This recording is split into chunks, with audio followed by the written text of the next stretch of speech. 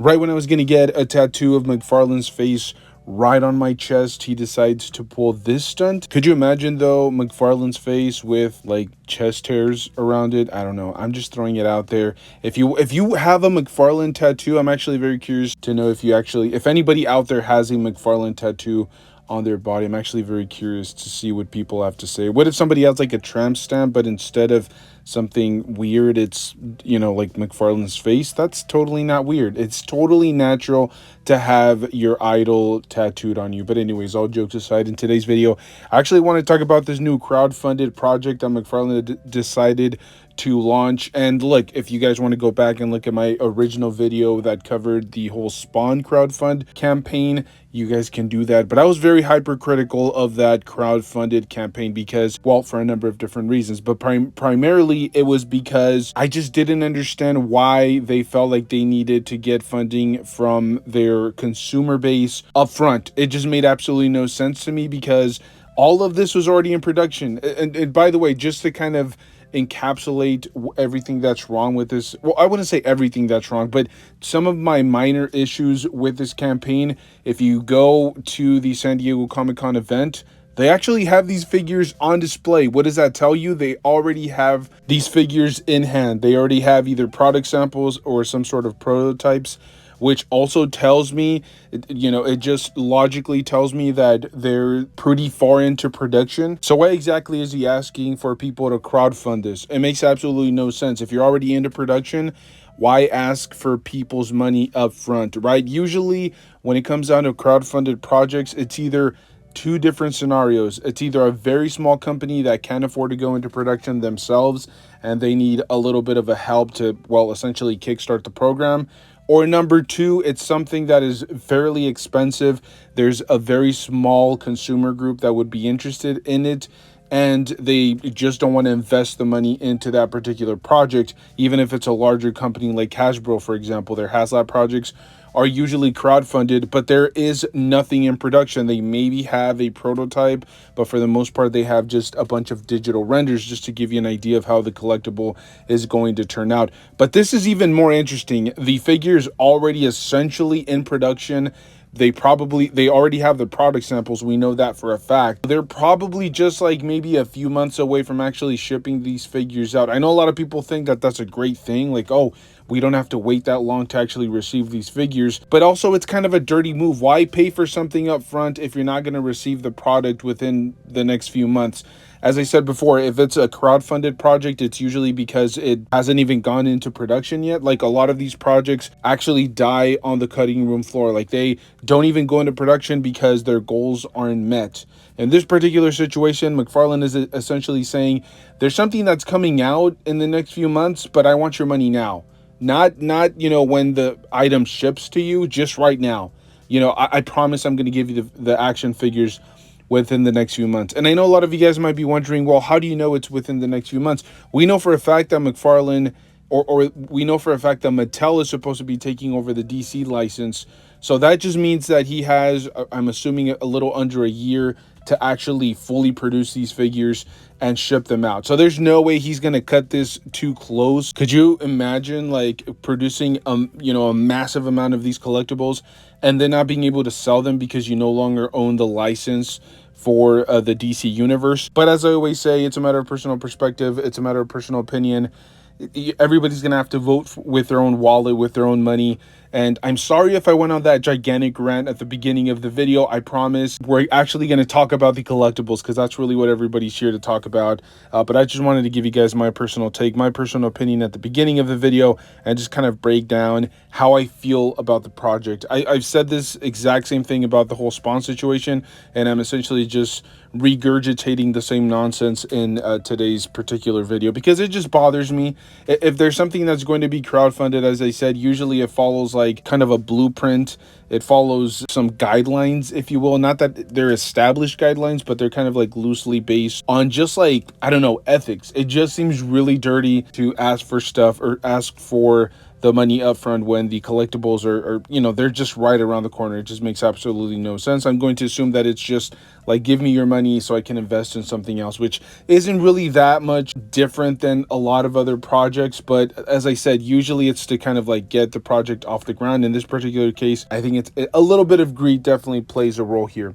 But as I said, I wanted to actually talk about the collectibles if you guys are interested. For their multiple different tiers. Tier 1 is essentially just the Batman vs Superman Dawn of Justice Batmobile. It's incredibly detailed. It's supposed to be one of their best vehicles that they've ever manufactured, and it will retail at $80, not to mention the $20 shipping fee, which will be applied towards the figure. So you're really looking at about $100 plus taxes. It's going to be a vehicle that probably is going to cost closer to about like $120.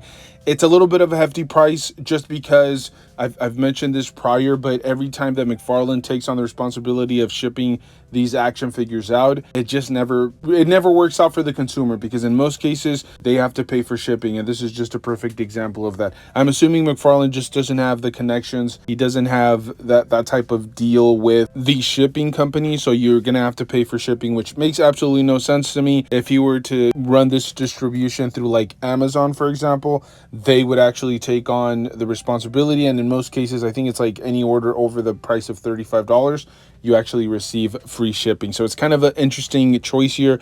But yes, the Batman versus Superman Dawn of Justice Batmobile, $80 plus the $20 shipping. Now the second tier is essentially the same exact Batmobile, but it has some extra attachments, which I'm assuming make it more accurate to the appearance in the Justice League film. So the first appearance, or I should say the first tier, is the Batmobile as it was represented in Batman versus Superman, whereas in tier number 2, it's the closer to the appearance of the Justice League film. Both of them are, you know, great representations of Batmobiles, but as I said, it's just a matter of personal perspective which version you want. What feels a little bit dirty here is I felt like, I don't know, those add-ons, are they really worth the extra $20 here? I mean, I already mentioned the whole shipping price situation, taxes and everything that's going to play a role here.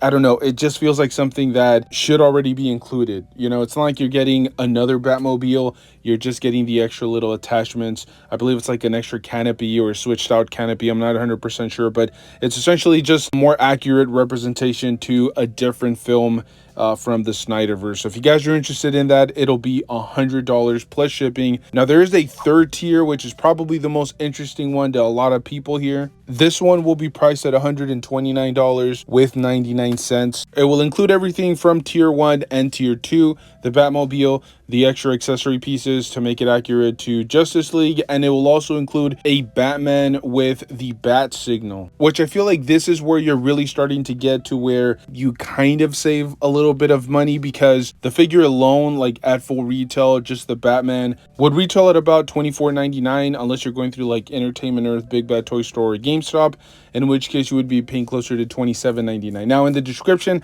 I didn't really read anywhere that the Batman would come with any extra accessories, so I'm just going to assume it's just a plain Batman figure that is accurate to the Batman versus Superman appearance, if I'm not mistaken.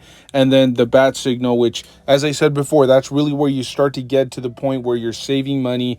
The more money that you spend, the more money you're supposed to be able to like put back in your pocket, and this is a prime example of that. The bat signal alone could easily be worth $30 from other manufacturers, but the fact that you're getting a Batman along with the bat signal and the Batmobile with the extra accessory pieces, I think this is probably one of the best offerings, or probably one of the best tiers for sure, even though I still feel like you're kind of overpaying a little bit, but it's definitely where you're getting the better deal, at least in my personal opinion. And then tier number 4, which will retail at $169 with 99 cents, or about $170. You will be receiving everything that I just mentioned: the Batmobile, the extra accessory pieces, the Batman with the bat signal, and then 3 figures from the Justice League film.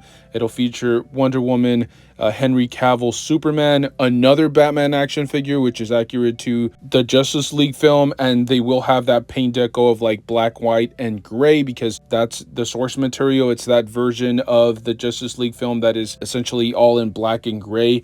So this is kind of an interesting offering. As I said, the deeper you go into it, the more money you can kind of save on the back end here, because really, if you're comparing both price points, for an extra $40, you're getting 3 more figures. That's actually kind of a pretty good deal when you break it down that way. Now, it does pain me because I think this particular version of Henry Cavill, if I'm not mistaken, I don't know if they re-released it at some point, but I do remember it was kind of difficult to find that regular paint deco from the Justice League. And so I don't know, it's kind of a dirty move to have them in, you know, just a gray, black and white monotone color palette, but at least you can get them in action figure form. They match, they look pretty good next to each other. And I will say, even though I didn't necessarily love all of the source material based on the Snyderverse, I actually really liked Ben Affleck and Henry Cavill as their respective superhero characters.